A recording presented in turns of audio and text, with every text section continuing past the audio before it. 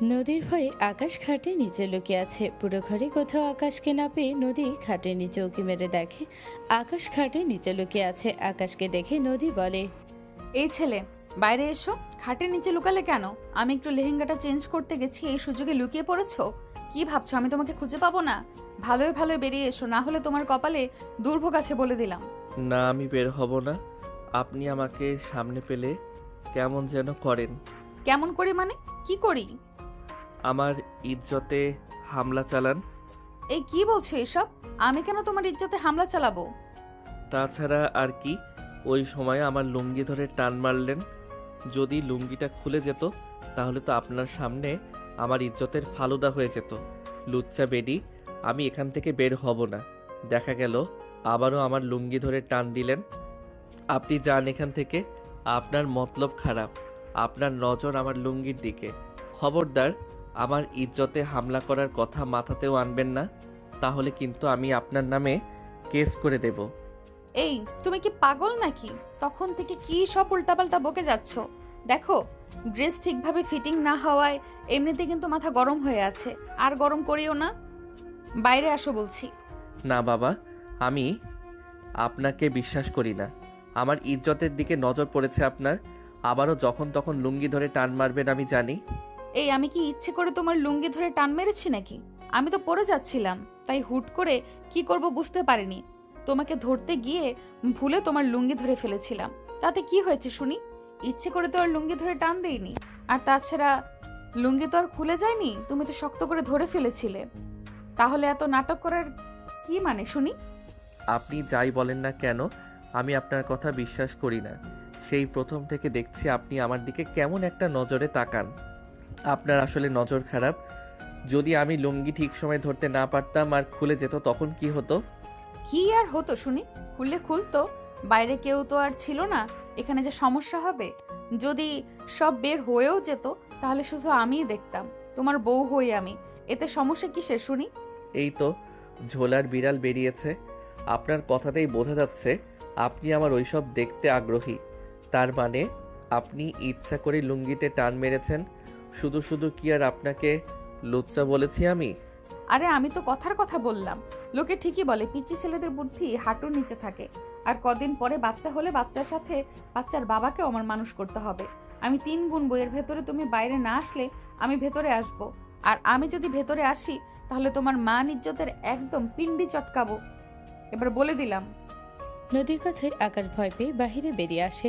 বাহিরে এসে ও এক দৌড়ে ব্যালকনিতে চলে যায় আর ব্যালকনির দরজা আটকে দেয়। তারপর নদীর দিকে ফিরে জিভ ভেঙে ব্যালকনির পর্দা টেনে দেয়। আকাশের ব্যবহারে নদীর প্রচুর রাগ হতে থাকে। ও রেগে একটা ফুলদানি ফেলে দেয়। আকাশ ব্যালকনি থেকে সেই আওয়াজ শুনতে পায়। তারপরও নিজেকে নিজে বলে, এই রে, উনি হয়তো অনেক রেগে গেছেন। রাগলে রাগুক, এখন ওনার সামনে যাওয়া যাবে না। যেই লুচ্চা মেয়ে, কখন আবার কি করে বসবে কোনো ঠিক নেই। তার উপর আজকে আবার আমাদের বাসর রাত। আজকে তো বেশি করে লুচ্চামি করবে। না বাবা, নিজের ইজ্জত আগে। ইজ্জত নাই তো কিছু নাই। আজকে রাতে আমি কোনোভাবে ওনার সামনে যাব না। হ্যালো বাবা, তোমার সাথে আমার বোঝাপড়া আছে। কি হয়েছে? কিসের বোঝাপড়া? তুমি আমাকে কেমন ছেলের সাথে বিয়ে দিলে বলো তো? সে আমার ভয়ে ব্যালকনিতে গিয়ে দরজা আটকে বসে আছে। কেন? তুমি কি বাঘ না ভাল্লুক? তোমাকে ভয় পাওয়ার কি আছে? তুমি কি করেছো বলো তো, যে ও তোমাকে ভয় পাচ্ছে? আমি আবার কি করব? আমি তো শুধু ওর। কথাটা বলতে গিয়ে নদী থেমে যায়। ও নিজেকে নিজে বলে, আরে ইয়ার, এটা আমি কি করছিলাম? এখন বাবাকে সত্যিটা বললে বাবা কি ভাববে? আমি আমার বড় লুঙ্গি ধরে টান মেরেছি, এটা শুনতেই তো কেমন যেন লাগে। সেটা আবার আমি বাবাকে বলতে চাচ্ছিলাম। আমার না মাথাটা একদমই গেছে। যতই আমি ভুলে ওর লুঙ্গি ধরে টান দেই না কেন, বাবাও তো ভুল বুঝতে পারে। না, বাবাকে এসব কিছু বলা যাবে না। কি হলো? চুপ হয়ে গেলে কেন? পুরো কথা শেষ করো তোমার। কি যেন বলছিলে? কি লু নাকি? না, কিছু না। নদী কলটা কেটে দেয়। কল কেটে ও গিয়ে বিছানায় শুয়ে পড়ে। শুয়ে শুয়ে পুরো রুমে চোখ বোলায়ও। আজকে যেহেতু ওর আর আকাশের বাসর রাত ছিল, তাই পুরো রুমটা তাজা ফুল আর মোমবাতি দিয়ে সাজানো হয়েছে। রুমের দিকে তাকিয়ে নদী আফসোসের সুরে বলে, হায়, আজকে নাকি। আহারে, ঘরটা কি সুন্দর করে সাজানো হয়েছে। আমার বরটা কিনা আমার ভয়ে ব্যালকনিতে গিয়ে লুকিয়ে আছে। শালা কত বড় বলদ! নিজের বউয়ের থেকে নিজের ইজ্জত রক্ষা করার জন্য পালিয়ে পালিয়ে বেড়াচ্ছে, আবার আমাকে বলে আমি নাকি লুচ্চা। একবার সামনে পেলে ওকে এর সংজ্ঞা বোঝাতাম। আচ্ছা ওয়েট, এই শীতের ভেতরেও ব্যালকনিতে আছে কিভাবে? ওর তো ঠান্ডায় কাঁপাকাঁপি শুরু হয়ে যাওয়ার কথা, শীতের কিছু পরেও তো গেল না। ও নিশ্চয়ই এই ঠান্ডার পুরো রাত ব্যালকনিতে কাটাবে না। আমার সিক্স সেন্স বলছে ও নিশ্চয়ই রুমে আসবে আমি ঘুমানোর পরে। আমাকে লুচ্চা বলা, তাই না? আজকে তুমি রুমে আসো চান্দু, তোমাকে জাস্ট একবার হাতের কাছে পাই, তারপর দেখো লুচ্চামি কাকে বলে আর কত প্রকার ও কি কি হতে পারে দেখাবো তোমায়। নদী চুপচাপ ঘুমানোর নাটক করে শুয়ে থাকে। একটু পরে সত্যি সত্যি আকাশ পা টিপে টিপে রুমে আসে। নদী ঘুমিয়ে গেছে মনে করে ও নদী থেকে একটু দূরে দূরত্ব বজায় রেখে শুয়ে পড়ে। ও চোখ বন্ধ করতে যাবে তখনই নদী উঠে বসে। নদীকে জেগে থাকতে দেখে আকাশ ভূত দেখার মতো চমকে যায়। ও উঠে পালাতে যাবে, তার আগে নদী ওর পেটের উপর উঠে বসে। আকাশের দুই হাত নিজের দুই হাত দিয়ে আটকে ধরে বলে, কিরে চান্দু, এখন রুমে আসলি কেন?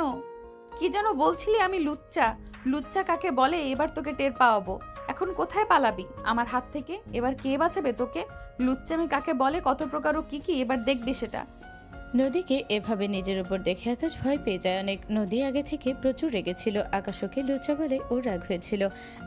আকাশকে শিক্ষা দেওয়ার জন্য ও আকাশের গালে একটা কিস করে। তারপর আকাশের ঠোঁট নিজের ঠোঁটের দখলে নিয়ে নেয়।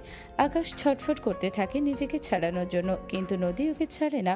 নদী যেহেতু ওর উপরে রেগেছিল তাই ওর ঠোঁটের জোরে কামড় দিতে থাকে। আকাশের ঠোঁট সামান্য কেটে যায়, ওর প্রচুর ব্যথা হতে থাকে। ও কোনো মতে নিজের হাত ছাড়িয়ে নেয়। তারপর নদীকে নিজের উপর থেকে সরিয়ে দেয় ধাক্কা দিয়ে। আকাশ আর নদী দুজনেই হাঁপাতে থাকে। আস্তাগফিরুল্লাহ, আল্লাহ, এ আমি কার পাল্লায় পড়লাম? এর নজর শুধু আমার ইজ্জতে। আমি সকালেই আব্বুকে সব বলবো। কি বলবে তুমি? বলবো তো আমি তোমার বাবাকে বলবো তুমি হলে একটা ভেড়া যে নিজের বউয়ের কাছে আসতে ভয় পায়। শালা আজকে আমাদের বাসর রাত, আর এই ছেলের ভেতরে বাসরের বয়ের ফিলিংসও নেই। বলছি তোমার কিছু ঠিকঠাক আছে তো? তুমি আসলেই ছেলে তো নাকি রহিম আক্তার রহিমা? সি সি সি, এসব কি বলেন আপনি? আমি ছেলে না মানে কি? আমি ছেলে। কি প্রমাণ লাগবে আপনার বলেন? প্রমাণ হিসেবে যা লাগবে তা করলে তো তুমি হার্ট ফেল করবে। তুমি শুধু নামেই পুরুষ, কামে কিছুই না। বাঘের রূপী বিড়াল তুমি। নদীর কথায় এবার আকাশ রেগে যায়। ওর পুরুষত্বে আঙুল তোলায় ওর মাথা গরম হয়ে যায়। ও নদীকে বিছানার সাথে চেপে ধরে। তারপর নদী ঠোঁটে নিজের ঠোঁট ডুবিয়ে দেয়। নদী যেমন ও ঠোঁটে কামড় দিয়েছিল আকাশও তাই করে। টানা 5 মিনিট পর ও নদী ঠোঁট ছাড়ে। নদীর দম প্রায় বন্ধ হয়ে এসেছিল। ও জোরে জোরে নিঃশ্বাস নিতে থাকে। সেটা দেখে আকাশ হাসে আর বলে, কি এবারে প্রমাণ হলো তো আমি ছেলে কিনা? না হয়নি, আমার এর থেকেও বেশি প্রমাণ লাগবে। আকাশ বুঝে যায় নদী কিসের কথা বলছে। ভেতরে ভেতরে ও নিজের ছটফট করতে থাকে। তার উপর নদী সেই তখন থেকে ওকে উস্কে চলেছে। আকাশ নদীর কোমর জড়িয়ে ধরে ওকে নিজের কাছে টেনে আনে। ওর নিঃশ্বাস নদীর মুখের উপর পড়তে থাকে। ওর চোখে মুখে এক ধরনের মাদকতা কাজ করে। আকাশকে এভাবে দেখে নদীর ভয় লাগে। ও তো আকাশের সাথে শুধু মজা করছিল এত সময়, কিন্তু আকাশ যে এমন সিরিয়াস হয়ে যাবে সেটা ও বুঝতে পারেনি। ও আকাশের চোখের দিকে তাকিয়ে দেখে আকাশ ওর দিকে ঘোর লাগা দৃষ্টিতে তাকিয়ে আছে। নদী একটা শুকনো ঢোকেলে আয়ান হঠাৎ করে নদীর কোমর জড়িয়ে চেপে ধরে। নদীর কোমরে ওর নখ ডেবে যায়। নদী হালকা ব্যথায় আর শিহরণে চোখ বুজে নেয়। সেটা দেখে আকাশ মুচকি হাসতে থাকে। ও নদীর এক গালে হাত রেখে নদীর মুখ নিজের খুব কাছে নিয়ে আসে। তারপর নদী ঠোঁটে খুব নমনীয়ভাবে কিস করতে থাকে। নদীও আকাশের সাথে সমান তালে কিস করে। কিস করতে করতে আকাশ কেমন যেন হয়ে ওঠে। ও নদী ঠোঁট ছেড়ে ওর চোখে মুখে পাগলের মতো কিস করতে থাকে। তারপর নদীর গলায় পিঠে কিস করতে থাকে। শিহরণে নদী জমে যায় ও আকাশকে শক্ত করে জড়িয়ে ধরে। ওরা একে অপরের সাথে খুব গভীরভাবে মিশে যায়। কি আর কোনো প্রমাণ লাগবে আপনার? ভুল হয়ে গেছে আমার তোমার কাছে প্রমাণ চাওয়া। এখন 2-3 দিন হাঁটতে পারবো কিনা সন্দেহ আছে। আমার পুরুষত্বের দিকে আঙুল তোলার শাস্তি এটা। তোমাকে আমি পিচ্চি মনে করেছিলাম। প্রথমে যা করলে মনে হচ্ছিল ভাজা মাছটা উল্টে খেতে জানো না।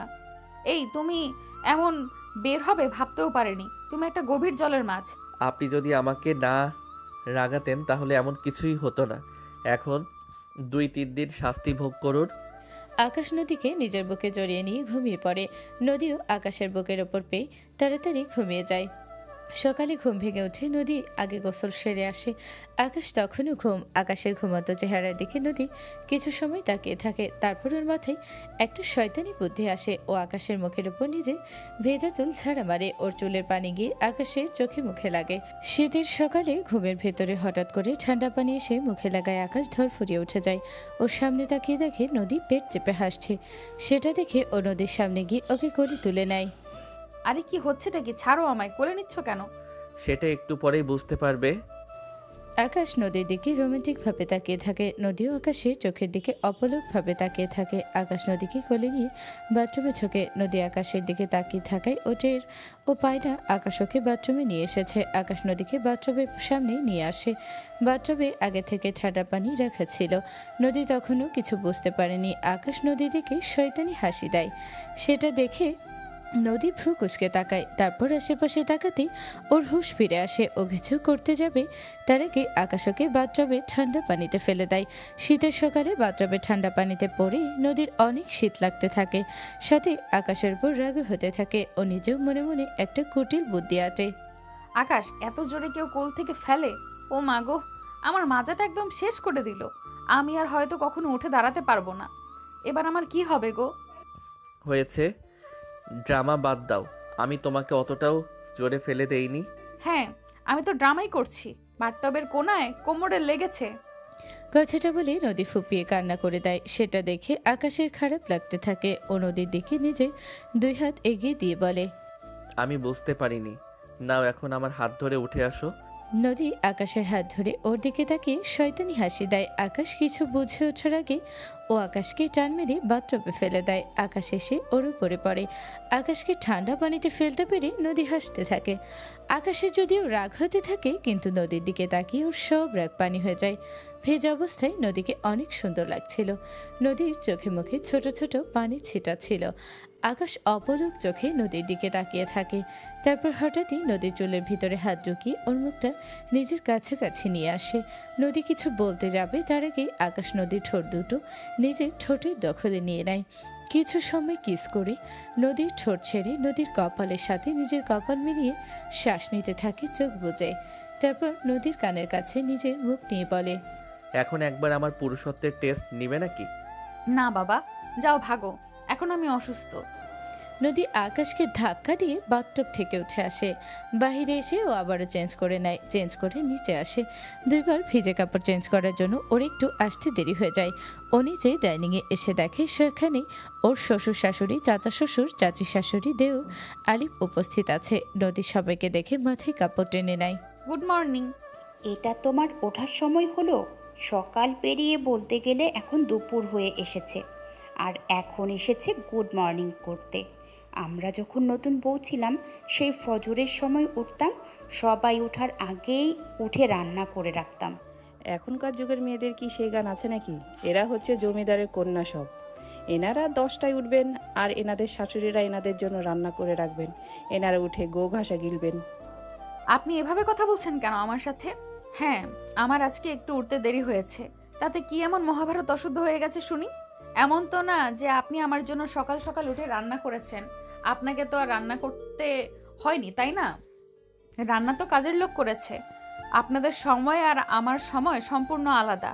আপনাদের সময় কাজের লোক ছিল, তাই আপনারা সকাল সকাল উঠে রান্না করতেন। আমার সময় আছে, তাই আমি সকাল সকাল ওঠার প্রয়োজন বোধ করিনি। যদি না থাকতো তখন না হয় সকালে উঠে রান্না করতাম। ঠিক আছে, তাহলে আজকে থেকে কাজের লোক ছাড়িয়ে দিচ্ছি, রান্না কালকে থেকে তুমিই করবে।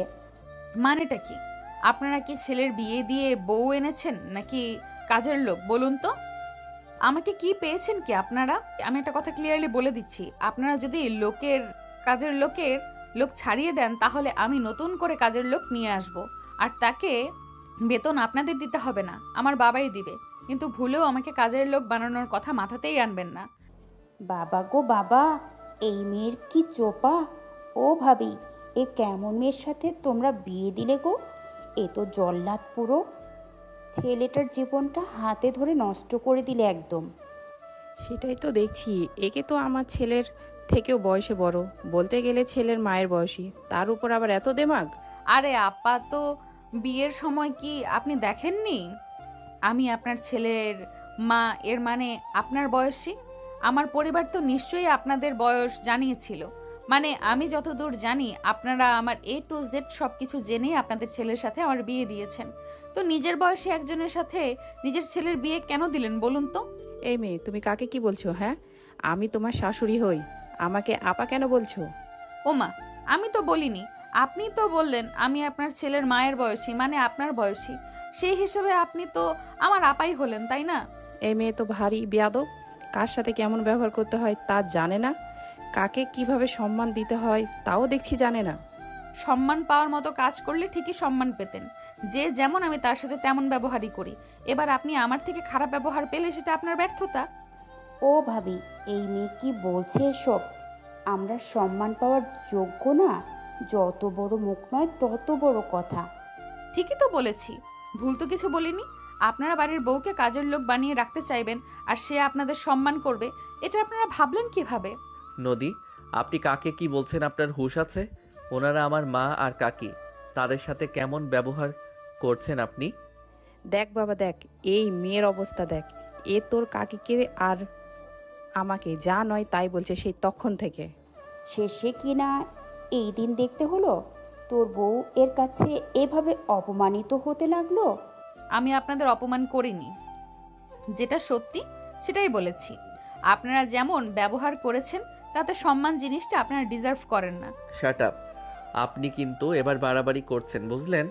আমার মা আর কাকির সাথে এভাবে কথা বলার সাহস কে দিয়েছে আপনাকে? তুমি হয়তো সবটা শোনোনি, তাই তোমার মনে হচ্ছে আমি ভুল, কিন্তু বিশ্বাস করো ওনারা। আমি আর কিছু শুনতেও চাই না।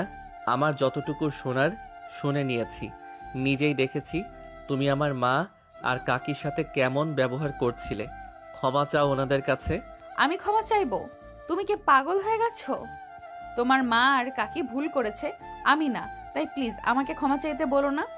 তুই কি পাগল হলি বাবা? যে পারে না নিজের শাশুড়িকে সম্মান দিতে সে আবার চাইবে ক্ষমা? আসলে কি বলতো বাবা, মায়ের শিক্ষা বলতেও একটা ব্যাপার আছে। এই মেয়ে তো একটা বেয়াদব, বাপ মা ঠিক মতো শিক্ষা দিতে পারেনি। আমার বাবা মা তুলে একটা কথাও বলবে না, বলে দিলাম। সেই সুযোগ তো তুমিই করে দিচ্ছ। ক্ষমা চাও ওনাদের কাছে। তুমি এখনো এই কথা বলছো? হ্যাঁ বলছি। ওনারা তোমার গুরুজন, বড়দের কাছে ক্ষমা চাইলে কেউ ছোট হয়ে যায় না। আমি যখন কোনো ভুল করিনি তখন ক্ষমা কেন চাইবো? তুমি আমার মা আর কাকির সাথে যে আচরণ করেছো সেটাকে বেয়াদবি বলে, তাই ক্ষমা চাও। নদী আকাশের ব্যবহারে খুব কষ্ট পায় ও আকাশের থেকে কষ্ট পেয়ে আকাশের মা আর কাকির কাছে ক্ষমা চেয়ে নেয়। তারপর ছলছল চোখে আকাশের দিকে তাকিয়ে থাকে। হয়েছে, আর নাটক করে ক্ষমা চাইতে হবে না। তুমি যে মন থেকে ক্ষমা চাওনি তা বোঝাই যাচ্ছে। মন থেকে অনুতপ্ত হলে আরো আগেই ক্ষমা চাইতে। মন থেকে ক্ষমা চাইতে গেলে না একটা ভদ্রতার দরকার আছে। ওর মধ্যে সেই ভদ্রতার জ্ঞান আছে নাকি? এসব ভদ্রতা তো মেয়েরা শেখে মায়ের কাছ থেকে, আর এই মেয়ের মাই তো চরিত্র ভালো না। কার সাথে নাকি পালিয়েছিল ও ছোট থাকতে। কথায় আছে না, মা দুগুণের ছা, যার মা এমন সে আর কত ভালো হবে। নিজের মায়ের ব্যাপারে আজে বাজে কথা শুনে নদী নিজের কান্না সামলাতে পারে না। রাগে ক্ষোভে ওর চোখ থেকে পানি পড়তে থাকে ও ফুপিয়ে কান্না করতে থাকে, কিন্তু ওর শাশুড়ি আর কাকি শাশুড়িকে কিচ্ছু বলে না। ওর চোখ নাকের ডগা সব লাল হয়ে ওঠে ও আকাশের দিকে তাকিয়ে থাকে শুধু। নদীর এভাবে তাকানোতে আকাশ একটু অস্বস্তিতে পড়ে। ও এখন বুঝতে পারছে ওর মায়ের কাকি আসলেই নদীর সাথে বাজে ব্যবহার করেছে। ওই সময় সিঁড়ি দিয়ে নামার সময় ও সব কথা শুনতে পায়নি, ও শুধু নদীর শেষের কথাগুলোই শুনেছিল। আর সেগুলো শুনে ও মনে করেছিল নদী ওর মা আর কাকির সাথে বেয়াদবি করছে, ওনাদের অপমান করছে। কিন্তু এখন ওর মা আর কাকির কথা শুনেও বুঝতে পারে আসলে নদী ঠিক ছিল। ও নদীকে কিছু বলার জন্য মুখ খুলতে যাবে, তার আগে নদী ওর দিকে একবার ঘৃণার চোখে তাকিয়ে দৌড়ে ঘরে চলে যায়। আকাশ বুঝতে পারে নদী কষ্ট পেয়েছে, ও নিজেও নদীর পিছন পিছন যায়। ঘরে এসে নদী কান্না করতে থাকে। ও উঠে গিয়ে ওর লাগেজ থেকে ওর মায়ের একটা ছবি বের করে সেটা হাতে নিয়ে পরিষ্কার করে, তারপর ছবিটার উপরে হাত বুলিয়ে বলে, মা তুমি কোথায়? ওরা তোমার নামে বাজে কথা বলছে। কেউ তোমার নামে বাজে কথা বললে আমার যে সহ্য হয় না মা। ওরা কত আজে বাজে কথা বলছিল তোমার নামে, আমার খুব রাগ হচ্ছিল জানো। আকাশও ওর মা আর কাকিকে কিছু বলল না, উল্টো আমাকে বলল ওদের কাছে ক্ষমা চাইতে।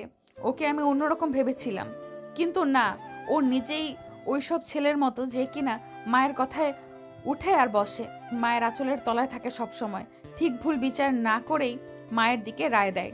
মাম্মাস বয় একটা। এর সাথে আমি কিভাবে জীবনটা কাটাবো মা? যে নিজের স্ত্রীর অপমানের সায় দেয়, প্রতিবাদ করে না, তার সাথে কিভাবে সুখী হব আমি? নদী ওর মায়ের ছবির সাথে এসব কথা বলছিল। তখনই আকাশ রুমে ঢোকে। আকাশকে দেখে নদী নিজের চোখের পানি মুছে নেয়, তারপর উঠে দাঁড়িয়ে ওর মায়ের ছবিটা জায়গা মতো রেখে দেয়। আকাশ নদীকে বলে, নদী, তোমার সাথে আমার কথা আছে। কি কথা? কিসের কথা? আমার তো তোমার সাথে কোনো কথাই নেই। ও আচ্ছা, বুঝতে পেরেছি। এখনো আমাকে ছোট করার কথা শোনানো বাকি আছে নাকি? মন ভরেনি তাই না? নদী নিচে যা, কিছু হলো? কোনোটাই ঠিক হয়নি। আমার সাথে তো অন্তত না। আমি ভেবেছিলাম কেউ আমাকে না বুঝুক, সাপোর্ট না করুক, তুমি অন্তত করবে, বাট না, তুমি তো উল্টো আরো আমাকে ছোট করলে। আচ্ছা, কি মজা পেলে এটা করে বলো তো? আমি আসলে বুঝতে পারিনি। বুঝতে পারোনি নাকি বুঝতে চাওনি? কেন বুঝবে বলো তো? কেন বুঝবে আমি তোমার বউকে? তুমি তো হলে একটা মাম্মাস বয়। তোমরা তো মা ছাড়া কিছুই বোঝো না। মায়ের কথায় উঠবে আর বসবে। তা সে তোমার মা যদি ভুলও হয় তাও সে সঠিক, কি তাই তো? আমি আসলে... ব্যাস, অনেক হয়েছে। আমি আর কিছু শুনতে চাই না। ঠিক আছে, এখন শুনতে হবে না, চলো খেতে চলো। How funny! তুমি ভাবলে কিভাবে আমি এখন খেতে যাব? এই বাড়িতে তো আমি আর থাকবোই না, তো খাওয়ার প্রশ্ন আসছে কোথা থেকে? এসব তুমি কি বলছো? কোথায় যাবে তুমি? আমার যেদিকে দু চোখ যাবে সেই দিকে যাব। তোমার মতো ছেলের সাথে আমি আর সংসার করব না।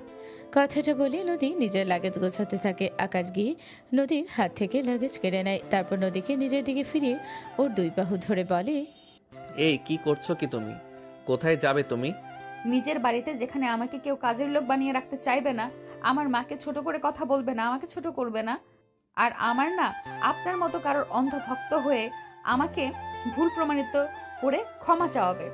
নদীর কথা শুনে আকাশ একটা ধাক্কা খায়। ও ভেবেছিল নিচের ঘটনার জন্য নদী ওর উপরে রেগে যাচ্ছে, কিন্তু নদী যে বাসা ছেড়ে চলে যেতে চাইবে সেটাও কল্পনাও করতে পারেনি। নদীর মুখে আপনি সম্বোধন শুনে আকাশ আরো অবাক হয় ও নদীকে বলে, তুমি কোথাও যাবে না, আমি যেতে দেব না। আমি জানি তুমি আমার উপরে রেগে আছো, কিন্তু তার মানে এই না তুমি বাড়ি ছেড়ে চলে যাবে। এটা এখন তোমারও বাড়ি। নিজের বাড়ি ছেড়ে কেউ কোথাও যায় বলো তো? যা বলছি ঠিকই বলছি। আপনাকে চিনতে আমি ভুল করেছিলাম, অন্যরকম ভেবেছিলাম আপনাকে আমি, কিন্তু আপনি তো তেমন না যেমন আমি ভেবেছিলাম। আপনি হচ্ছেন একটা মাম্মাস বয়, যে কিনা কখনো ঠিক ভুলের বিচার না করে শুধু মায়ের পক্ষেই থাকেন। একটা মেয়ে বিয়ে করে আরেকটা বাড়িতে যখন যায় তখন সে চায় না কারোর সাথে খারাপ আচরণ করতে, সে চায় সবাইকে আপন করে নিতে, কারণ বিয়ের পরে এটাই হয় মেয়েটার আসল পরিবার। কিন্তু সে পরিবারের মানুষগুলো যখন মেয়েটাকে অপমান করে, ভুল না থাকা সত্ত্বেও তার সাথে বাজে আচরণ করে, তখন মেয়েটা নিজের পায়ে আর কাউকে পাক আর না পাক নিজের হাজবেন্ডকে পেতে চায়। কিন্তু আমার কি ভাগ্য দেখুন, আমার কপালে একটা মাম্মাস বয় জুটলো। একটা কথা কি জানেন, আমি না সব সময় মাম্মাস বয়দের খুব ঘৃণা করি। এই কারণেই আমার মা না চাইতেও আমাকে ছেড়ে চলে গিয়েছিল। I hate that type of people. আর আপনিও সেই সব পুরুষেরই কাতারে পড়েন, তাই আজ থেকে আমি আপনাকেও ঘৃণা করি। আমি আর এক মুহূর্তও এই বাড়িতে থাকবো না। আমি এখনই এই বাড়ি থেকে চলে যাব। নদী নিজের সবকিছু লাগেজে ভরতে থাকে। নিজের নাক থেকে আকাশের দেও নোজপিন খুলে সেটা আকাশের হাতে দিয়ে দেয়। আকাশ ভাবতেও পারেনি নদী সত্যি সত্যি চলে যাবে ও নদীর বাহু ধরে বলে, এই রাগ করেছো ঠিক আছে, আমি মানছি আমি ভুল করেছি, কিন্তু তার জন্য এভাবে পাগলামি করবে? তুমি কোথাও যাবে না। আর নোজপিন কেন খুললে? এটা কিন্তু ঠিক না। নাও পড়ো এটা, আর লাগেজে থেকে সব বের করো বলছি। Mister Akash Khan, I am joking with you. আমি এই মুহূর্তে ইয়ার্কি করার মুডে নেই, বুঝলেন? আমি যখন বলেছি আমি যাব, তার মানে যাব। আমাকে আটকানোর ক্ষমতা আপনারও নেই। নদী আকাশের বুকে ধাক্কা দিয়ে ওকে নিজের থেকে সরিয়ে দেয়, তারপর নিজের লাগেজ নিয়ে চলে যায়। নদীকে লাগেজ হাতেই নিচে আসতে দেখে ওর শাশুড়ি আর চাচি শাশুড়ি খুব খুশি হয়। ওর শ্বশুর বলে, এ কি লাগেজ নিয়ে কোথায় যাচ্ছ তুমি? আমি আমার বাড়িতে চলে যাচ্ছি। চলে যাচ্ছ মানে? কেন যাচ্ছ? যেখানে আমার সম্মান নেই সেখানে আমি থাকতে চাই না। যেখানে আমার মায়ের নামে আজে বাজে কথা বলা হয়, আমার মাকে অপমান করা হয়, সেখানে থাকার রুচি আমার নেই। তাই আমি আমার বাড়িতে ফেরত চলে যাচ্ছি। আর হ্যাঁ, এখন একটা সম্পর্কেও আমি থাকতে চাই না। আমি খুব তাড়াতাড়ি ডিভোর্স পাঠিয়ে দেব। নদীর পিছনে পিছনে আকাশও আসছিল। ডিভোর্সের কথা শুনেও স্তব্ধ হয়ে যায়। নদীকে আটকানোর মতো আর কোনো ভাষাও খুঁজে পায় না, সেখানেই চুপ করে দাঁড়িয়ে থাকে। নদীর শ্বশুর শুধু নদীকে একবার বলে থেকে যেতে, তারপর আর কিছু বলে না। নদী আরেকবার পিছু ফিরে আকাশের দিকে তাকায়, দেখে আকাশও ওর দিকে কাতর চোখে তাকিয়ে আছে। নদী আকাশের দিকে চোখে চোখ সরিয়ে বেরিয়ে যায়। যাওয়ার সময় পুরো পথ নদী গাড়িতে বসে কান্না করতে করতে যায়। নদী চলে যাওয়ার পরে আকাশের মা বলে, বাবা গো বাবা, কি তেজ এই মেয়ের! একটু কথা শুনে পারলো না, চলে গেল। দেমাগে মাটিতে পা পড়ে না। ঠিকই বলেছ ভাবি, কি দেমাগ এই মেয়ের। আবার বলে নাকি ডিভোর্স দেবে। ওই রকম মেয়ে একটা গেলে হাজারটা আসবে। মেয়ের কি অভাব পড়েছে নাকি? একে তো বুড়ো ধামড়ি, ভালো হয়েছে চলে গেছে। কাকি, এনাফ ইজ এনাফ। আপনারা যার সম্বন্ধে কথা বলছেন সে আমার বউ হয়। ওর নামে এত বাজে কথা বলার অধিকার পান কোথা থেকে আপনারা? ওই মেয়েটা নিজের পরিবার ছেড়ে এখানে এসেছিল, ভেবেছিল একটা নতুন পরিবার পাবে, সবাই ওকে আপন করে নেবে। কিন্তু আপনারা কি করলেন? প্রথম দিনেই ওর মনে এমনভাবে আঘাত দিলেন যে ও বাড়ি ছেড়েই চলে গেল। অবশ্য আমারও দোষ আছে, আমিও পুরো কথা না শুনে ওকে ভুল বুঝে আপনাদের পক্ষ নিলাম, আর ওর কাছে হলাম মাম্মাস বয়। ও আমার মতো ছেলেদের ঘৃণা করেছে বলল। ঠিকই তো বলেছে, যেই স্বামী নিজের স্ত্রীর সম্মান রক্ষা করতে পারে না, উল্টো এমন কাজ করে যাতে তার স্ত্রী ছোট হয়, এমন স্বামীকে ও ঘৃণাই তো করবে। আমি ওর ঘৃণা পাওয়ারই যোগ্য। আর আপনারা দুইজন একটা কথা কান খুলে শুনে রাখুন, আজকে আমি যেই ভুল করেছি ভবিষ্যতে সেটা আর করব না। তাই আজকের পর থেকে আমার স্ত্রীর নামে একটা বাজে কথাও কিন্তু আমি সহ্য করব না। কথাটা বলে আকাশ নিজের ঘরে চলে যায়। আকাশের কথা শুনে ওর মা আর কাকির আগে ফুঁসতে থাকে। ওর কাকি বলে, দেখলে ভাবি, একদিনে কেমন ছেলেটাকে বশ করে নিয়েছে। আর কয়েকদিন গেলে তো ছেলে আমাদের বউয়ের কথা শুনে বাড়ি থেকেই বের করে দিত। একটা কালসাপ এসে জুটেছিল আমাদের কপালে। নিজে থেকে চলে গিয়েছে, ভালো হয়েছে। নিজে তো বুড়ো ধামড়ি, আবার ডিভোর্সের ভয় দেখায়। অমন মেয়ে একটা গেলে হাজারটা আসবে। দুনিয়াতে কি মেয়ের অভাব পড়েছে নাকি? সেটাই তো দেখছি। ও মেয়ে যখন নিজেই বিদায় হয়েছে, ওকে আমি আর এই বাড়িতে আসতে দেব না। দুধ কলা দিয়ে কালসাপ পোষার কোনো শখ নেই আমার। আচ্ছা, কি হচ্ছেটা কি? সে সকাল থেকে দেখছি তোমরা দুজন মিলে মেয়েটাকে যা না হয় তাই বলে অপমান করে যাচ্ছ। ও তোমাদের কোনো বাড়া ভাতে ছাই দিয়েছে বলো তো? মেয়েটার মনে এমন কষ্ট দিচ্ছ যে বিয়ের দ্বিতীয় দিনেই মেয়েটা বাড়ি ছেড়ে চলে গেছে। এতেও মন ভরেনি তোমাদের? মেয়েটার নামে আজে বাজে বলেই যাচ্ছ। ছোটদের সামনে তোমরা ছোট হবে, তাই তখন তোমাদের ভুল হওয়া সত্ত্বেও আমি কিছু বলিনি, কিন্তু এরপরে মেয়েটার নামে আর একটা বাজে কথা যেন না শুনি। বাবার কথা শুনে মা আর কাকি আরও রেগে যায়। তবে বাবাকে বাড়ির সবাই একটু ভয় পায়, সেজন্য ওনারা দুজনেই চুপ হয়ে যায়, আর কোনো কথা বলে না। বাবা খাওয়ার পুরো শেষ না করে হাত ধুয়ে উঠে যায়। উনি সোজা আকাশের রুমে যায়। গিয়ে দেখে আকাশ বেলকনিতে দাঁড়ানো। উনি পিছন থেকে আকাশকে ডাক দেন।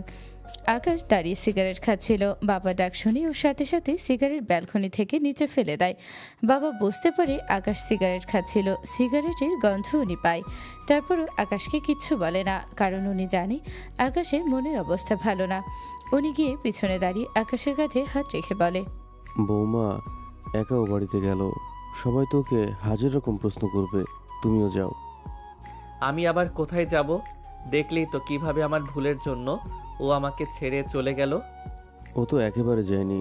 সংসার জীবনে এমন মান অভিমান হয়, তুমি গিয়ে ওকে মানাও।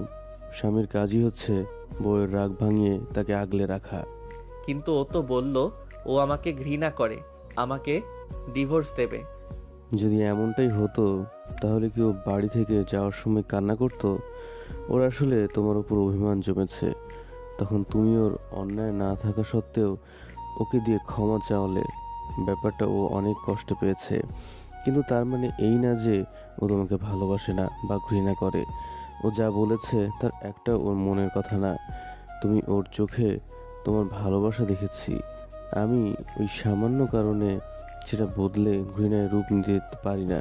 ওটা ওর অভিমানের কথা। তুমি যাও ওর কাছে, গিয়ে ওর সাথে কথা বলো, ওকে তোমার দিকটা বোঝাও। ও ওর অভিমান ভাঙাও, এখনো সময় আছে।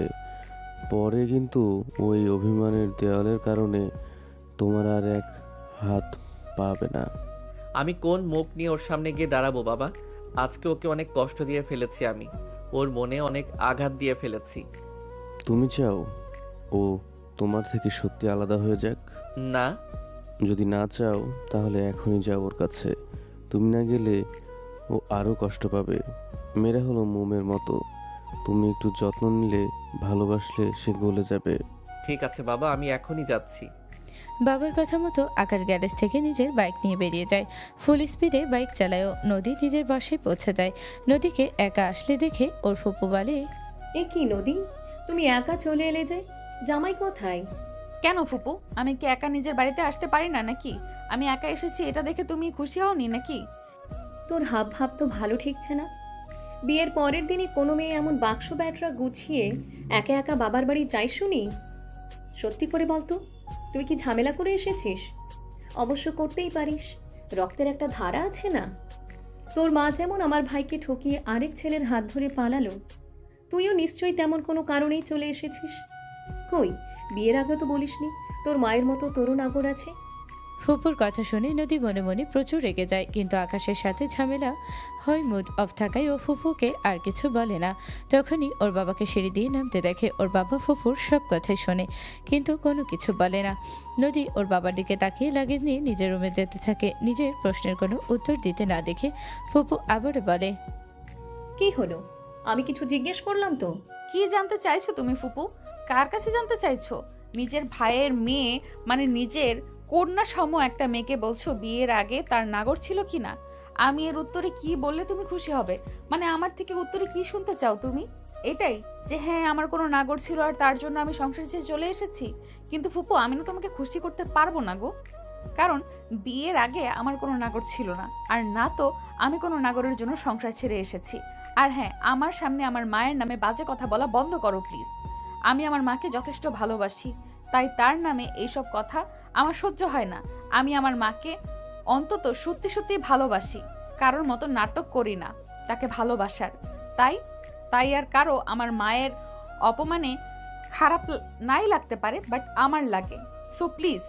শেষের কথাগুলো নদী ওর বাবাকে উদ্দেশ্য করে বলে। ওর ফুপু আবারও বলে, এই শোন, এত চ্যাটাং চ্যাটাং কথা বলবি না তো। তোর মা কি করেছিল সেটা তুই নিজেও ভালো করে জানিস। এখন নিজের কথা বল, তুই কেন একা একা এলি? ফুপুর কথায় বিরক্ত হয়ে নদী ফুপুকে এড়িয়ে তার পাশে দিয়ে সিঁড়ি দিয়ে উপরে যেতে যায়। তখনই ওর বাবাও বলে, কি হলো? ও তোমাকে কিছু জিজ্ঞাসা করছিল তো? আশ্চর্য, মানে আমি কি নিজের বাড়িতে আসতে পারি না নাকি? বিয়ে হয়েছে জন্য কি এ বাড়িতে আসা আমার বারণ? ওকে ফাইন, আমি এখনই এ বাড়ি থেকে চলে যাব। নদী কথাটা বলে আবারও চলে যেতে নেয়। তখন ওর বাবা বলে, তোমাকে তো কেউ চলে যেতে বলেনি। তোমার বাড়িতে আমি যখন খুশি আসতে পারো। এটা সত্যি আমার বাড়ি? আমার বাড়ি হলে তো এখানে আসা নিয়ে আমাকে এত প্রশ্নের সম্মুখীন হতে হতো না, আর না তো এখানে আসা নিয়ে আমাকে এত বাজে কথা শোনানো হতো। তোমাকে একটা প্রশ্ন করা হয়েছে, তার উত্তর দিয়ে দিলে তো আর কেউ কথা শোনাতো না। হ্যাঁ সেটাই তো, বল তুই একা কেন এলি? কারণ ও তো একা আসেনি, আমিও এসেছি। নদী ওদের ঝামেলার কথা বলতেই যাবে, তার আগে পিছন থেকে আকাশ কথা বলে ওঠে। আকাশের কণ্ঠ শুনে নদী পিছনে ফিরে তাকায়। আকাশকে দেখেও অবাক হয়ে যায়। ও জামাই, তুমিও এসেছো? দেখো, ওকে এত সময় ধরে জিজ্ঞেস করছি, উত্তরই দিচ্ছে না। আসলে কি হয়েছে বলেন তো? ও আমার উপর একটু রেগে আছে, তাই একা একা আগে চলে এসেছে। কালকেও আসার কথা বলেছিল, আমি বলেছিলাম আমি আসবো না, তাই রাগ করে একা একাই এসেছে। ও আচ্ছা, আসো ভেতরে আসো। আকাশ ভিতরে আসে। নদী ওর দিকে রাগি চোখে তাকিয়ে নিজের রুমে চলে যায়। নদীকে রেগে যেতে দেখে আকাশ ওর পিছু পিছু যায়। আপনি এখানে কেন এসেছেন? ও মা, আমার শ্বশুরবাড়িতে আমি আসবো না নাকি? আপনাকে না বলেছি আমি আপনার সাথে কোনো সম্পর্ক রাখতে চাই না? তুমি বললেই হবে নাকি? আমি তো চাই। আমি কিন্তু আপনার সাথে মজা করছি না। সেটা আমিও জানি তুমি আমার উপরে রেগে আছো, আর স্বামী হিসেবে আমার দায়িত্ব বউয়ের রাগ ভাঙানো। লজ্জা নেই আপনার, তাই না? আমি এভাবে আপনাকে অপমান করছি, তাও গায়ে লাগছে না? না, লাগছে না। কবি বলেছেন বিবাহিত পুরুষদের লজ্জা শরম একটু কমই থাকে, বিশেষ করে বউয়ের সামনে। তাই এটা কোন কবি বলল শুনি? কবি আকাশচন্দ্র। অসহ্য একটা।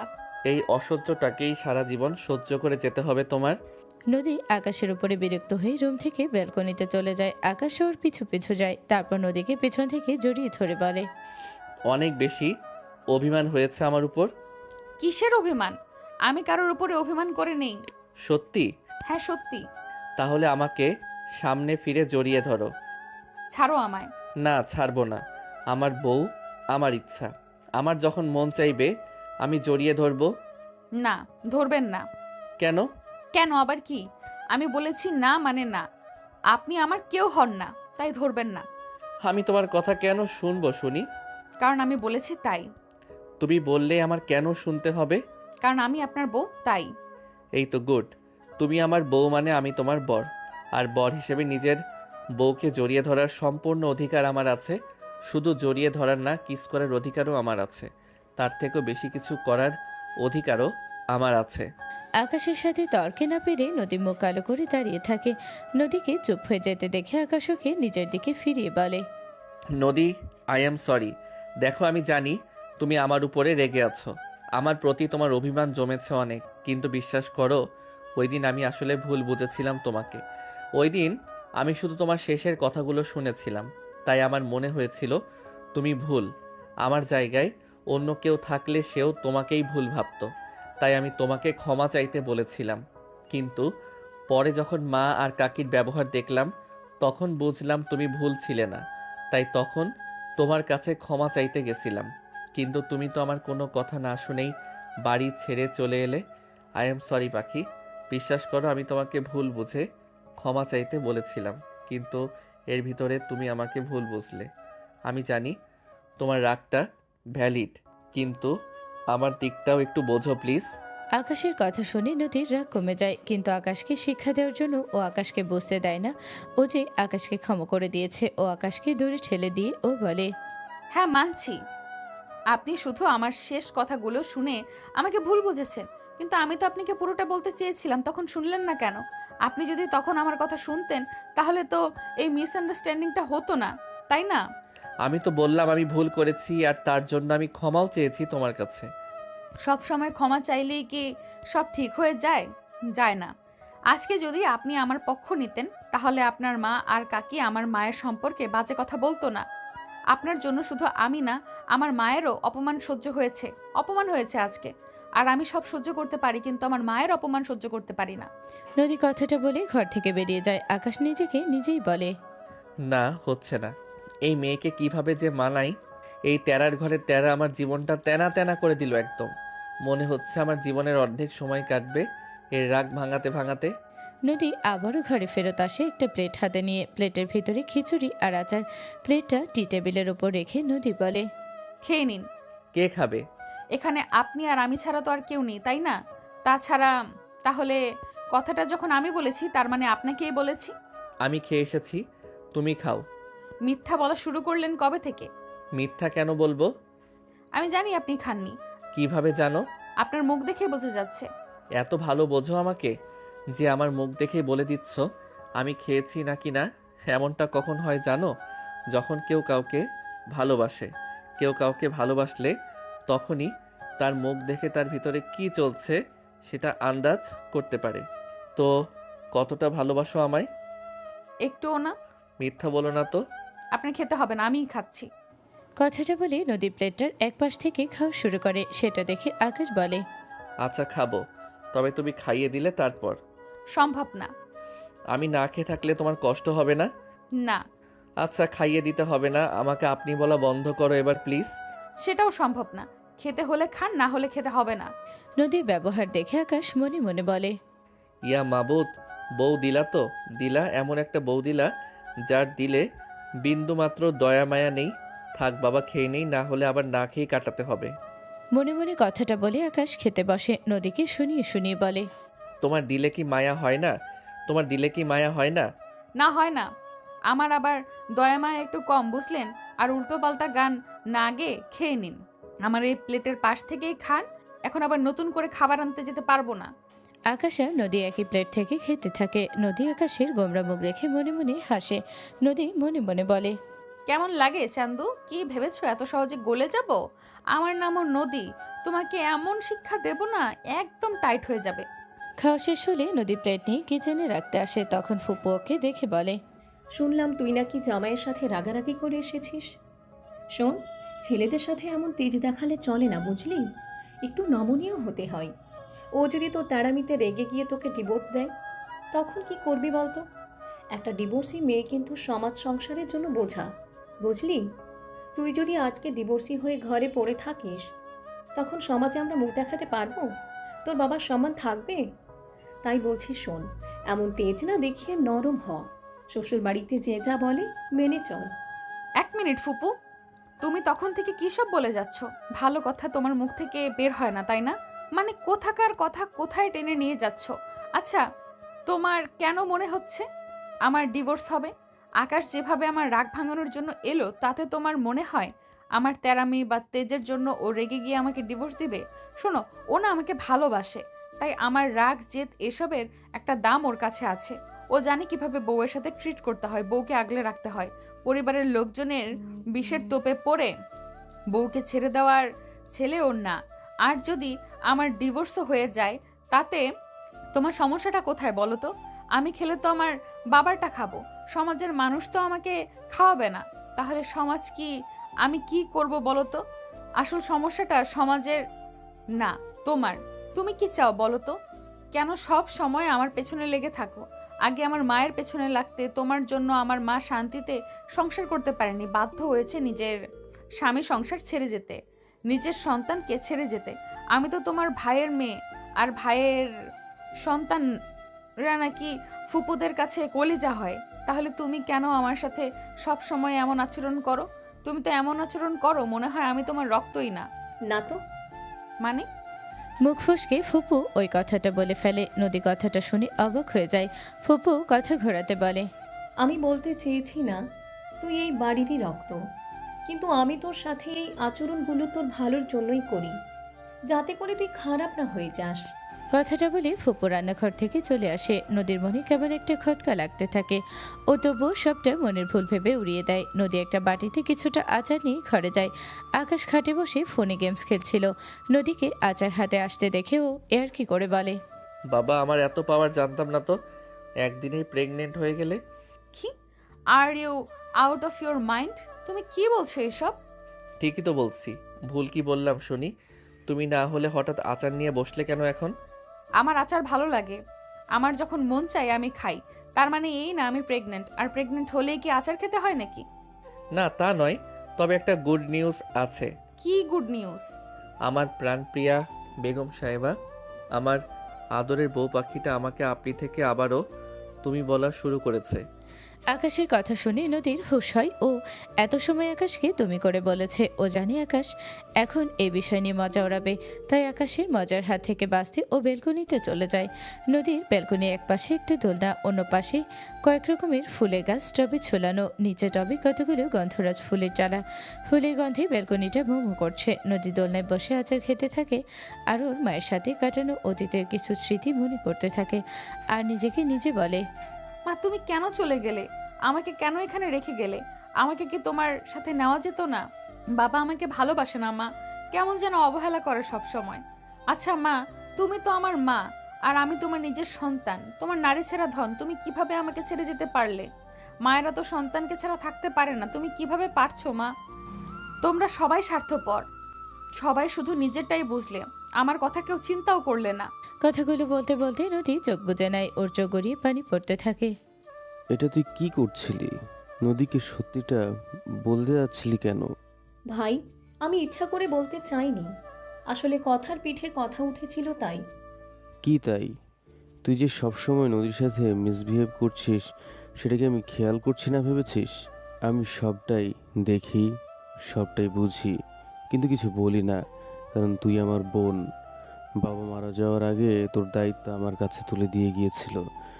নদীর জন্য তোকে কিছু বললে তোর হয়তো মনে হতে পারে একটা বাইরের মেয়ের জন্য তোকে কষ্ট দিচ্ছি, তাই তোকে কিছু বলিনি, কিন্তু তোরও বোঝাও দরকার আমার ব্যাপারটা।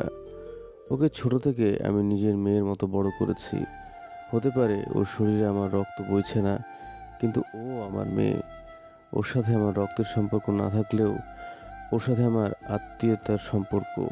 আমার মেয়েও ওর সাথে যে আমার রক্তের সম্পর্ক নেই এটা যেন কোনোভাবে জানতে না পারে। ও আমার মেয়ে, আমি ওর বাবা। এর থেকে বড় সত্যি নেই। এটা ভালো করে মাথায় ঢুকিয়ে নে, সজ্ঞানে হোক বা অজ্ঞানে। ও এটা মাথায় রাখবি সব সময়। আর হ্যাঁ, এরপর থেকে ওকে নিজের ভাইজির চোখেই দেখবি। আমি এর আগেও তোকে বলেছি, আবারও বলছি, ওই তোর ভাইজি, ওর সাথে তেমনই আচরণ করবি। মানি না ওকে আমার মেয়ে হিসেবে আমি। ও তোমার রক্ত না, এই খানবাড়ির রক্ত না। কার না কার ফেলে যাওয়া জারজ সন্তান। কারো কুরক্তকে আমি নিজের ভাইজি হিসেবে মানতে পারবো না। খবরদার, মুখ সামলে কথা বল। ও কোনো জারজ না, ও আমার সন্তান, ব্যাস এটাই সত্যি। না না না, ও তোমার সন্তান না।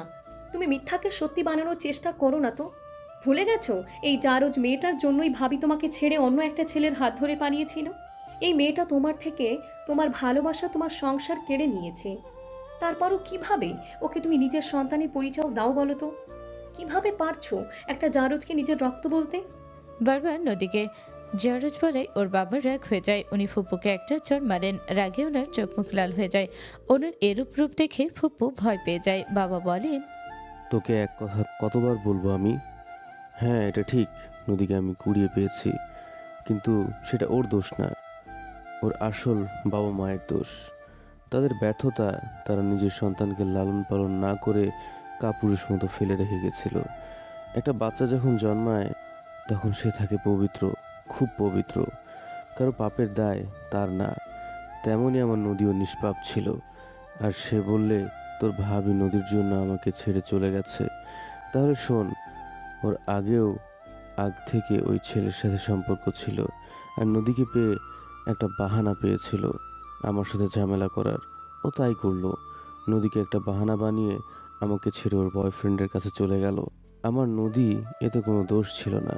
তাই এরপর থেকে তোর ভাবির চলে যাওয়ার জন্য নদীকে দায়ী করবি না। আর হ্যাঁ, ভুলেও আমার মেয়েকে জারজ বলবি না। ও আমার মেয়ে। আমি যেন আর কখনো ওর সাথে তোকে বাজে ব্যবহার করতে না দেখি। তাহলে এরপর থেকে যখনই ওর সাথে বাজে ব্যবহার করবি, এমন একটা চড় তোর গালে পড়বে। কথাটা বলে বাবা রুম থেকে বেরিয়ে যান। ফুপু গালে হাত দিয়ে রাগে ফুঁসতে থাকেন আর বলে, একটা জারজের জন্য আজকে আমার ভাই আমার গায়ে হাত তুললো। ওই জারজের বাচ্চাকে আমি ছাড়বো না। আজকে তোর কি হাল করি শুধু তুই দেখিস। ফুপু রান্নাঘরে গাজরের হালুয়া বানান। আগেও কিছু হালুয়া বানানো ছিল। ফুপু সবগুলোর ভিতরে কাজু বাদামের গুঁড়ো মিশিয়ে দেন। নদীর কাজু বাদামে অ্যালার্জি আছে। গাজরের হালুয়া ওর প্রিয় খাবার। ফুপু নদীকে বলে ফ্রিজেই হালুয়া রাখা আছে, ও যেন গিয়ে খায়। ও নিচে এসে ফ্রিজ খুলে হালুয়া দেখে খুশি হয়ে যায়। ও তাড়াতাড়ি খেয়ে নেয়। তারপরে ওর শরীর খারাপ হতে থাকে। ওর চোখ মুখ লাল হয়ে যায়। ওর শ্বাসকষ্ট হতে শুরু করে যায়। দম নেওয়ার জন্য ও জোরে জোরে নিঃশ্বাস নিতে থাকে। আকাশ সিঁড়ি দিয়ে নামার সময় দেখে নদী সোফায় বসে কেমন যেন করছে। ওর চোখ মুখ কেমন অস্বাভাবিক দেখাচ্ছে। ও তাড়াতাড়ি দৌড়ে নিচে নামে। ও নদীকে জড়িয়ে ধরে বলে, নদী, কি হয়েছে তোমার? তুমি এমন করছো কেন? কোথায় কষ্ট হচ্ছে বলো আমায়। আমার খুব কষ্ট হচ্ছে। আমার দম বন্ধ হয়ে আসছে, পারছি না, নিঃশ্বাস নিতে পারছি না, খুব কষ্ট হচ্ছে আমার। আড়াল থেকে ফুপু এসব দেখতে থাকেন। নদীকে কষ্ট পেতে দেখে উনি মনে মনে খুশি হন অনেক। নিজের মনে উনি বলেন, এবার দেখ কেমন লাগে। তোর জন্য ভাই আমাকে মেরেছে, এবার তুই মর, দম বন্ধ হয়ে মর। নদীকে এমন অবস্থায় দেখে আকাশ বুঝতে পারে না কি করবে। ওর মাথা কাজ করে বন্ধ হয়ে যায়। এদিকে নদীর শ্বাসকষ্ট সমানে বাড়তে থাকে। ওর দম বন্ধ হয়ে আসে। ধীরে ধীরে জ্ঞান হারাতে থাকে ও। আকাশ নদীর এমন অবস্থা দেখে নদীর ঠোঁটে নিজের ঠোঁট মিশিয়ে ওকে সিপিআর দিতে থাকে। সিপিআর দেওয়ার জন্য নদীর কিছুটা ভালো লাগে। ও কোনো মতে বলে ওকে হসপিটালে নিতে। আকাশ তাড়াতাড়ি ওকে হসপিটালে নিয়ে যায়। নদীর কন্ডিশন অনেক খারাপ হয়ে যায়। ওকে আইসিইউতে ভর্তি করা হয়। আকাশ আইসিইউর বাইরে দাঁড়িয়ে কান্না করতে থাকে। কিছুক্ষণ পরে বাবা আসে। নদী, আমার মেয়ে নদী কোথায়? ভাই, নদী আইসিইউতে। আইসিইউতে মানে? কি হয়েছে ওর? ভাই, আসলে ফ্রিজে যে গাজরের হালুয়া ছিল না, তমালের মা আগের দিন বানিয়েছিল, সেটা নদী খেয়ে ফেলেছিল। তমালের মা তো নতুন কাজ করছে আমাদের বাসায়। উনি তো জানে না নদীর কাজু বাদামে অ্যালার্জি, আর আমাদের বাসায় হালুয়াতে বাদাম দেওয়া বারণ। না জেনেই উনি হালুয়াতে বাদাম দিয়েছিল, আর আজকে নদী ফ্রিজ খুলে হালুয়া পেয়ে খেয়ে নিয়েছে। তুই যখন জানতি হালুয়াতে বাদাম আছে, তুই নদীকে কেন আগে থেকে সাবধান করিসনি? অথবা যখন দেখলি নদী বাসায় আছে, তাহলে হালুয়াগুলো সরিয়ে রাখিসনি কেন? বাড়িতে জামাই এসেছে, তার জন্য কি রান্না হবে, তাকে কিভাবে আপ্যায়ন করা হবে, এসব তো আমি দেখছি বলো। এত কিছুর ভিতরে ওই কথা কি মাথায় থাকে? বাবা ফুপুর ওপরই রাগ ছাড়ছিলেন, তখনই ডাক্তার আসেন। ডক্টর, আমার মেয়ের কি অবস্থা এখন? ও ঠিক হয়ে যাবে তো? ওর তো কাজু বাদামে প্রচুর অ্যালার্জি, আর খেয়েছেও অতিরিক্ত মাত্রায়। এখন আল্লাহকে ডাকা ছাড়া আর কোনো উপায় নেই। সরি। ডাক্তারের কথা শুনে আকাশ এসে ওনার কলার চেপে ধরে বলে, সরি মানে? কিসের সরি? হ্যাঁ, আপনি ডাক্তার হয়েছেন কি করতে শুনি? ওকে সুস্থ করতে পারবেন না কেন আপনি? কেমন ডাক্তার আপনি? আমার নদীর যদি কিছু হয় তাহলে আপনাকে ছাড়বো না আমি। নদীর হাসপাতালের স্টাফ নার্সরা এসে আকাশকে ছাড়ায় ও পাগলামি করতে থাকে। নদীর বাবা ওকে বলে, আকাশ, শান্ত হ বাবা, এতে ওনার কোনো দোষ নেই। নদীর ছোট থেকেই কাজু বাদামের মারাত্মক রকমের অ্যালার্জি। ওর এমন পরিমাণে অ্যালার্জি হয় যে ওর মৃত্যুও হতে পারে। গাজরের হালুয়া ওর প্রিয়। ওর অ্যালার্জি ধরার পর থেকে বাসায় হালুয়াতে বাদাম দেওয়া বারণ ছিল। আমাদের নতুন স্টাফ তমলের মা জানতেন না এটা। 2 দিন আগে উনি হালুয়া বানিয়েছিলেন, সেটাতে না জেনে উনি বাদাম দিয়েছে। সেই হালুয়া ফ্রিজে রাখা ছিল, নদী না জেনে সেটা খেয়ে ফেলেছে। এখন এটা ডাক্তারের দোষ কোথায় বলো? এভাবে মাথা গরম না করে আল্লাহকে ডাকো, উনি যেন আমার মেয়েকে সুস্থ করে আমার কোলে ফিরিয়ে দেন। সবাই দোয়া করো। বাবার কথা শুনে আকাশ একটু শান্ত হয় ও হাসপাতাল থেকে বেরিয়ে যায়। কিছু সময় পরে ও একটা জায়নামাজার টুপি হাতে করে নিয়ে হাসপাতালে আসে ও আইসিইউর বাহিরে দাঁড়িয়ে নামাজ পড়া শুরু করে দেয়। সিজদারত অবস্থায় গিয়ে দীর্ঘ সময় দোয়া করে আর কান্না করে। মনোজাতে কান্না করতে থাকে। আশেপাশের মানুষজন নাসরাকে দেখে অবাক হয়ে যায়। নদীর বাবাও অবাক হয়ে যায়। উনি আল্লাহর কাছে শুকরিয়া আদায় করেন এমন একটা জামাই পাওয়ার জন্য। প্রায় 4 ঘন্টা পরে নদীর জ্ঞান ফেরে।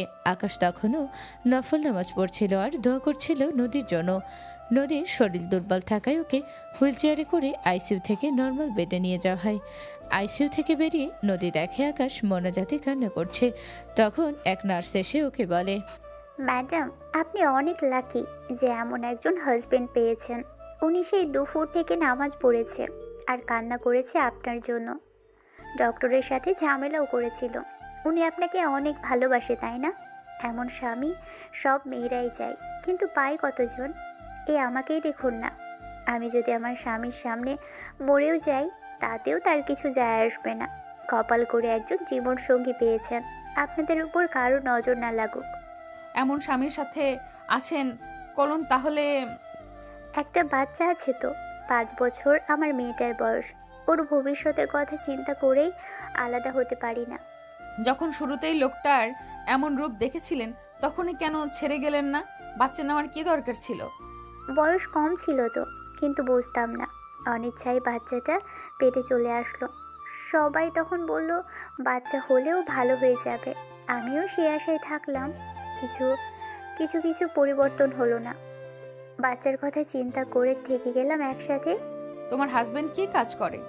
কিছুই করে না, আমার টাকায় ফুর্তি করে বেরোয়। তুমি কিছু বলো না কেন? কিছু বলতে গেলেই মারধর করে। মেয়ের সামনেই? হ্যাঁ। আপনি তো একজন নার্স, আমার থেকে এই ব্যাপারটা আপনি আরো ভালো জানেন যে একটা বাচ্চা যদি ছোট থেকে দেখে তার মা বাবার ভেতরে ঝগড়া মারামারি হচ্ছে, তখন কিন্তু সেই বাচ্চাটার মানসিক বিকাশ ঠিকমতো হয় না। এটা কিন্তু তার ব্রেনের উপরে একটা বাজে প্রভাব ফেলে। এমন একটা অসুস্থ পরিবেশে বড় হলে ওর ভবিষ্যৎ কিন্তু ভালো হবে না। আমার মতে আপনার উচিত আপনার হাজবেন্ডকে ডিভোর্স দিয়ে মেয়েকে নিয়ে আলাদা থাকা। কারণ আপনার হাজবেন্ড তো এমনিও কোনো কাজ করে না, উল্টো আপনার টাকায় চলে, নেশা করে, আপনাকে মারধর করে। এমন লোকের পেছনে কেন নিজের টাকা নষ্ট করছেন? তার থেকে আলাদা হয়ে এই টাকাটাই আপনার মেয়ের জন্য গুছিয়ে রাখুন, ওর ভবিষ্যৎ সিকিউর করুন। সব কিছু বললেই করা যায় না, সমাজের মানুষ কি বলবে? আচ্ছা, আমাকে একটা কথা বলুন তো, যখন আপনার স্বামী আপনাকে মারে তখন কি সমাজের মানুষ এসে ওকে আটকায়? যদি আজকে ওর হাতে আপনি খুন হয়ে যান তখন আপনার মেয়েটার কি হবে? সমাজ নেবে ওর দায়িত্ব? এই বালের সমাজের ভয়ে নিজের আর নিজের মেয়ের জীবনটাই নষ্ট করবেন না দয়া করে। জীবনটা খুব সুন্দর, সেটাকে অনুভব করুন। আপনার কথাগুলো ভেবে দেখব। এখন চলুন আপনাকে কেবিনে দিয়ে আসি। 1 মিনিট। নদী নার্সকে চলে যেতে বলে, তারপর আকাশকে ডাক দেয়। আকাশ। তখন আকাশ মোনাজাত করছিল। নদীর ডাক শুনে ও নামাজ শেষ করে নদীকে হুইল চেয়ারে দেখতে পায়। খুশিতে ওর কান্না চলে আসে। ও নদীর কাছে গিয়ে ওর সামনে হাঁটু গেড়ে বসে পড়ে। নিজের মাথাটা নদীর কোলের উপর রেখে নিজের 2 হাত দিয়ে ওর কোমর জড়িয়ে ধরে আর কান্না করতে করতে বলে, আমি জানতাম তোমার কিছু হবে না, তুমি ঠিক সুস্থ হয়ে আমার কাছে ফিরে আসবে। জানো, ওই ডাক্তার আমাকে ভয় দেখাচ্ছিল। উনি বলছিল তুমি নাকি আমাকে ছেড়ে চলে যাবে। তুমি ভয় পেয়েছিলে নাকি? প্রচুর প্রচুর ভয় পেয়েছি আমি। তোমার কিছু হলে আমি বাঁচবো না। আমি তোমাকে হারাতে চাই না। তোমাকে হারিয়ে ফেলা মানে নিজের অস্তিত্ব হারিয়ে ফেলা। আমি তোমাকে ভালোবাসি নদী। জানি না একদিনে কিভাবে কখন তোমার প্রেমে পড়েছি, তবে আমি সত্যিই তোমাকে অনেক ভালোবাসি। হয়েছে, এখন ওঠো তো, পুরো হসপিটালের মানুষ দেখছে। আমাকে কেবিনে নিয়ে চলো, তারপর তোমার ভালোবাসাবাসি করিও। নদীর কথায় আকাশের হুঁশ ফেরে। ও যে এত সময় নদীকে জড়িয়ে ধরে কান্না করছিল সেটা দেখে আশেপাশের কিছু মানুষ ওখানে দাঁড়িয়ে পড়ে। মানুষকে নিজের দিকে তাকিয়ে থাকতে দেখে আকাশ লজ্জা পায়। ও নদীকে ছেড়ে উঠে দাঁড়ায়। কয়েকজন ওর দিকে তাকিয়ে ফিসফিস করতে দেখে ও একটু ধমকের সুরে বলে, ওই মিয়া, এখানে দাঁড়িয়ে কি দেখছেন? হ্যাঁ, এখানে কি সার্কাস দেখানো হচ্ছে নাকি? আজব লোকজন সব। আমি আমার বউকে জড়িয়ে ধরেছি, এটা দেখতে লজ্জা লাগছে না আপনাদের? তখন থেকে দাঁড়িয়ে দেখছেন আবার ফিসফিস করছেন। লজ্জা না লাগলে বলুন, আমাদের বাসরের দিনও আপনাদের খবর দেব, গিয়ে লাইভ দেখে আসবেন। সিসি, এ ছেলে এসব কি বলছে? চলো ভাই, এখান থেকে চলো, না হলে মান সম্মান সব শেষ হয়ে যাবে। লোকগুলো লজ্জা পেয়ে সেখান থেকে চলে যায়। নদী আকাশের কাণ্ড দেখে হাসতে থাকে। আকাশ ওকে হাসতে দেখে ওর দিকে মুগ্ধ চোখে তাকিয়ে থাকে আর বলে, যাক, অবশেষে হাসলে। এখনো রেগে আছো আমার উপর? এর উত্তর তোমাকে আজকে রাতে দেব। এখন কেবিনে চলো। আচ্ছা চলো। নদীর বাবা একটু বাড়িতে গেছিল। সেখানে গিয়ে ওনার দেখা হয় তমালের মায়ের সাথে। ভাইজান, নদীমা এখন কেমন আছে? এখন আল্লাহর রহমতে সুস্থ আছে। আচ্ছা, তোমাকে একটা বলে দেই, আমাদের বাসায় হালুয়াতে কাজু বাদাম দেওয়া বারণ। কখনো হালুয়াতে কাজু বাদাম দেবে না। আমি জানি তো এটা। প্রথম দিনই রহিমা খালা আমাকে বলে দিয়েছিল। আগের দিন হালুয়াতেও তো কাজু বাদাম দেইনি। কি বলছো? তুমি হালুয়াতে কাজু বাদাম দাওনি? না, আমি তো জানি নদীমায়ের কাজু বাদামে অ্যালার্জি আছে। তমালের মায়ের কথা শুনে বাবা অবাক হয়ে যায়। বাবা বুঝতে পারে এর পেছনে ফুপুর হাত আছে। ফুপুই ইচ্ছা করে এসব করেছে নদীকে কষ্ট দেওয়ার জন্য। উনি ফুপুর ঘরে যায়। নিজের ঘরে এই অসময়ে নিজের ভাইকে দেখে ফুপু একটু ঘাবড়ে যায় আর মনে মনে বলে, ভাই হঠাৎ এভাবে আমার রুমে আসলো কেন? ভাই কি কিছু টের পেয়েছে?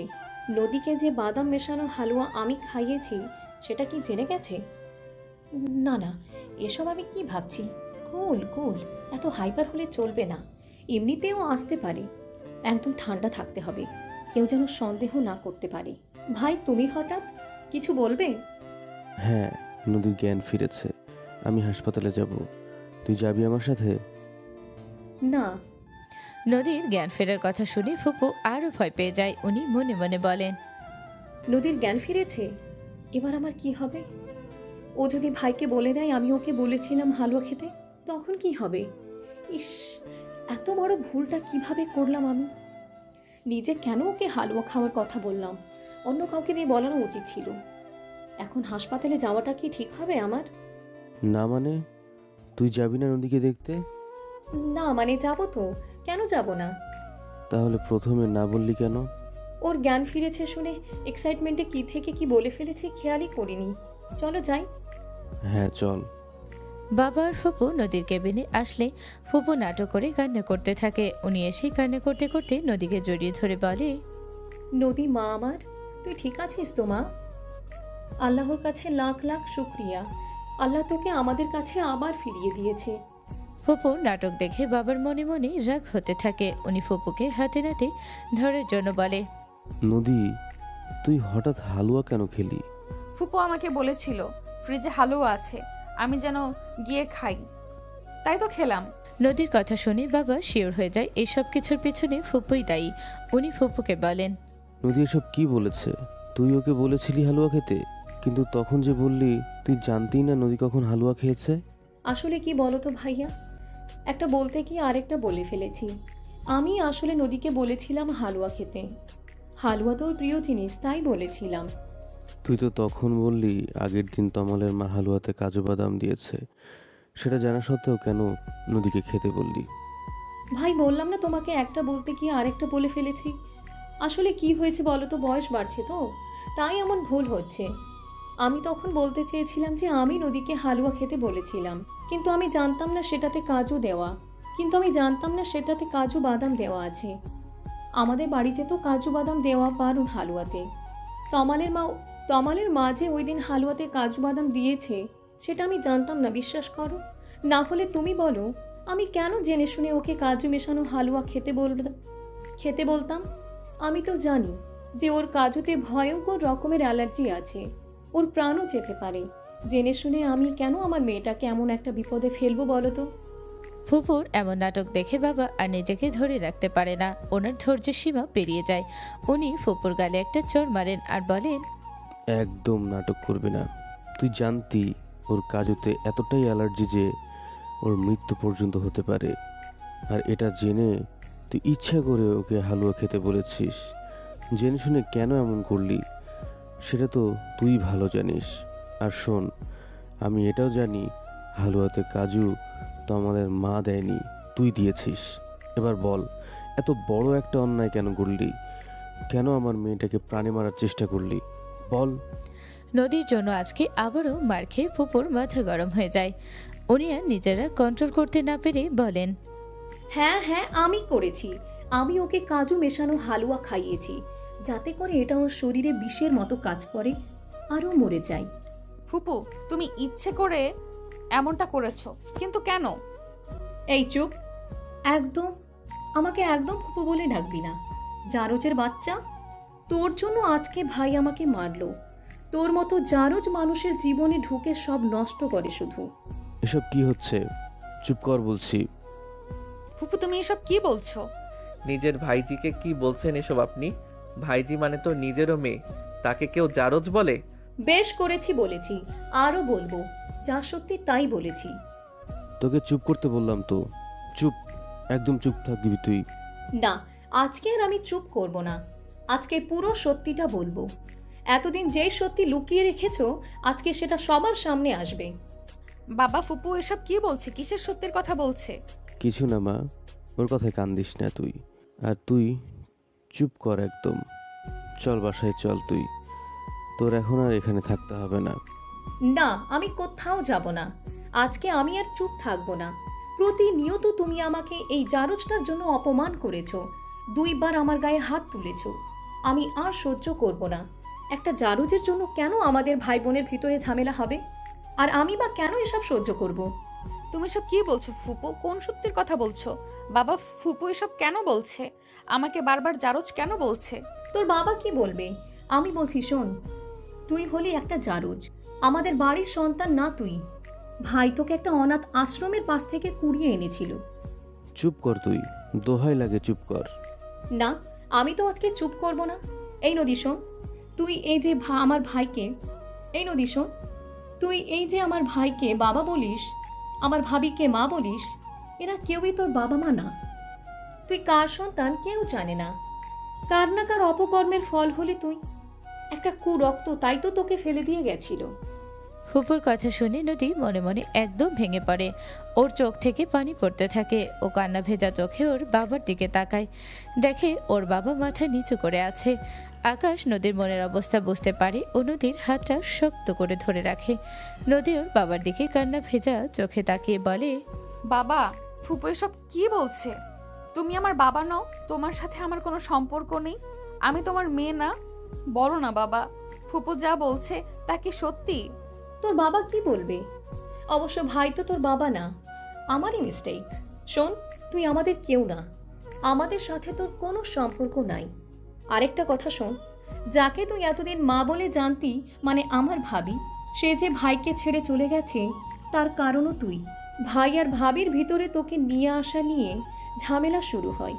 আস্তে আস্তে সেটা বাড়তে থাকে। ওদের দুজনের ভিতরে ঝগড়া লেগেই থাকে। ধীরে ধীরে ওদের ভিতরে দূরত্ব বেড়ে যায়, ওরা একে অপরের থেকে দূরে সরে যায়। আর তখনই ভাবির জীবনে অন্য পুরুষ আসে। তারপর একদিন ভাবি ভাইকে ছেড়ে সেই পুরুষের সাথে পালিয়ে যায়। আর এর জন্য একমাত্র দায়ী হলি তুই। তোর জন্য আমাদের পরিবারটা ভেঙে গেছে, আমার ভাইয়ের সুখের সংসার নষ্ট হয়ে গেছে। তুই একটা জারজ, অপবিত্র, অলক্ষী তুই। তোদের মতো জারজের ছায়া যেই পরিবারে পড়ে সেই পরিবার ধ্বংস হয়ে যায়। ফুপুর কথাগুলো শুনে নদীর ভেতরটা কষ্টে দুমড়ে মুচড়ে যেতে থাকে। এতদিন যাদেরকে বাবা মা হিসেবে জেনে এসেছে তারা ওর বাবা মা আসলে না, ওকে কি ওর পরিচয় সেটাও জানে না। ও শেষ একটা আশা নিয়ে ওর বাবাকে জিজ্ঞেস করে, বাবা, ফুপু যা বলছে তা কি সত্যি? বলো না বাবা, কে আমি, কি আমার পরিচয়?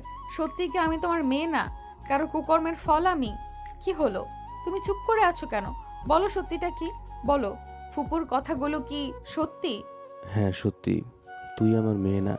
একটা অনাথ আশ্রমের সামনে থেকে আমি তোকে কুড়িয়ে পেয়েছিলাম। বাবার এই কথার পরে নদী একদম স্তব্ধ হয়ে যায়। ওর ভিতরটা কষ্টে শেষ হয়ে যেতে থাকে। ও মাথা ঘুরে পড়ে যেতে নাই।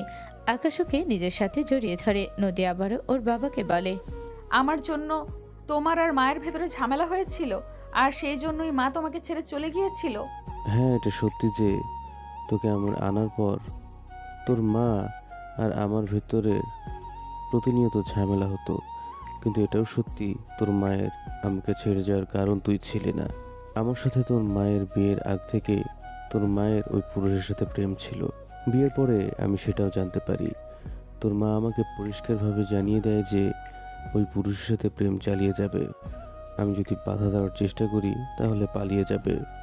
সমাজের ভয়ে আমি বাধা দিতে পারিনি, কিন্তু এমন গোপন সম্পর্ক থাকতে ওর ভালো লাগে না। ও সুযোগ খুঁজছিল কিভাবে আমাকে ছেড়ে যাবে।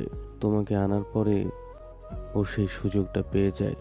সবার কাছে এটা দেখায় যে তোমার জন্য ও আমাকে ছেড়ে গেছে, কিন্তু আসল সত্যিটা হলো ও নিজের প্রেমিকার জন্য আমাকে ছেড়ে গেছে। এতে তোমার কোনো দোষ নেই মা। সত্যিটা শুনে নদী আর কিছু বলে না। ওর চোখ থেকে অঝরে পানি পড়তে থাকে, কিন্তু মুখ থেকে কোনো শব্দ বের হয় না। ও আকাশের দিকে একবার অসহায় চোখে তাকায়, তারপর নিজেকে আকাশের থেকে ছাড়িয়ে নিয়ে হাতের স্যালাইনের পাইপ টেনে খুলে ফেলে। দুর্বল শরীর নিয়ে উঠে বেরিয়ে যেতে যায়। তখন ওর বাবা ওকে বলে, নদী কোথায় যাচ্ছ তুমি? তুমি এখনো পুরোপুরি সুস্থ হওনি মা, তোমার শরীর এখনো দুর্বল। আর মন, সেটা কিসের বেলায়? নদী আমার কথা শোনো। কি শুনবো? এতদিন আমি জানতাম আমি তোমার মেয়ে, কিন্তু আজ এসে আমি জানতে পারছি আমি তোমার কেউই না। কে আমি, কি আমার পরিচয়, সবটাই ধোঁয়াশা। আমার অস্তিত্বটাই ফিকে। সেটা তো হবেই, রক্ত বইছে তোর শরীরে, তোর আবার অস্তিত্ব? এত সময় বাবা নিজেকে সামলে রাখলেও এবার আর পারেন না। উনি ফুপুর গালে সজোরে একটা চড় বসান আর রেগে বলেন, চুপ, একদম চুপ। আমার মেয়েকে নিয়ে একটা বাজে কথা বললে তোর জিভ টেনে ছিঁড়ে ফেলবো আমি। তোকে না সেদিনই বললাম ও আমার মেয়ে। যতই আমার রক্তের সম্পর্ক না থাকুক, তবুও ও আমার মেয়ে, আর এটাই ওর পরিচয়।